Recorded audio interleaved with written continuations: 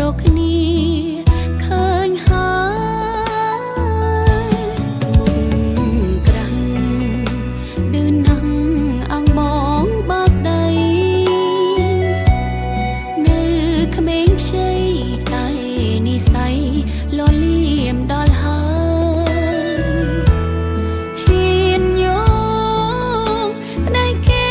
មិនញញើតឡើយបោកខ្លាំងណាស់នាងអើយឃ្លានហើយចំខ្ញុំដាក់ទៀនច្បាប់ស្រូបទៀនមនុស្សថោកស្រូបថោកដូចគ្នាអូកំពីសូមយកគ្នាចុងគុំអៀនបើចំហជាផ្លូវការកុំលាក់លៀ